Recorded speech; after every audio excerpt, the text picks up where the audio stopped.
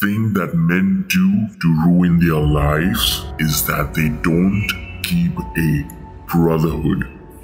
Life and death is the most drastic consequences that we are aware of. From ancient human history in any civilization up to this moment, not once in the history of Earth, men were celebrated for their weakness. In any history book you can read, men who were respected and men who had stories written about them is because they were strong.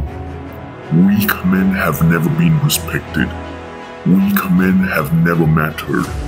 And most men live lives of quiet desperation. Enough! You're just in this world where you just can't wait to quit and escape.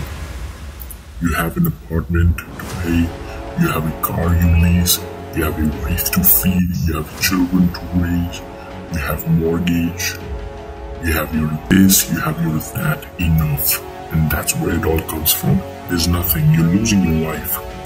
Take a path that's dangerous. Most people want to take the safe path. The safe path leaves you stuck in quiet desperation almost every single time. They don't have a band of brothers. They're not a part of tribe. They're lost. The thing that men really do that ruin their life is that they live like a movie world. You act like one. Your character is not exposed. You're not vulnerable in that sense.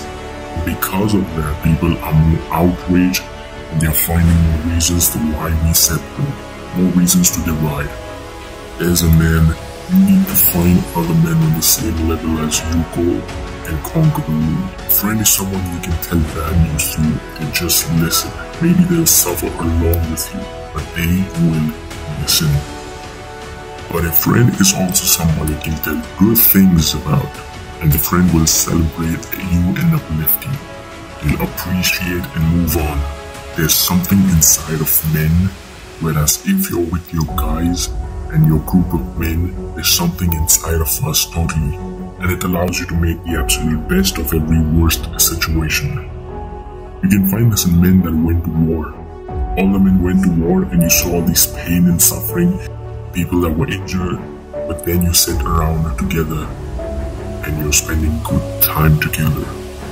It's something inside of men. When you're in your tribe, no matter what they try to do to you, just look at each other and laugh at it. You're not meant to be a lone wolf. You're not meant to be an island. You're meant to find like-minded ones who share your core values. Because once you know yourself and know these are my core values, this is what I stand for in life, other like-minded men will join you. You could be someone who doesn't want to be average, make a good living by doing what you really want to do.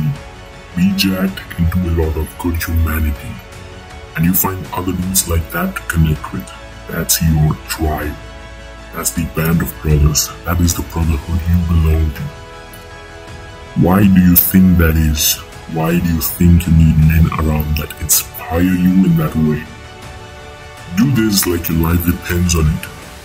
That's the position that army, war and military puts you in. Puts you in the position of, look, you gotta rely on the guy next to you. And if those guys are reliable, you're good. It's the most drastic consequences that we are aware of. There's nothing you're losing your life or you're not. Or they save you or they don't. You're brothers. You're all together. All the triumphs. Support one another in the comments. Uplift one another, find people with similar values, and rise together.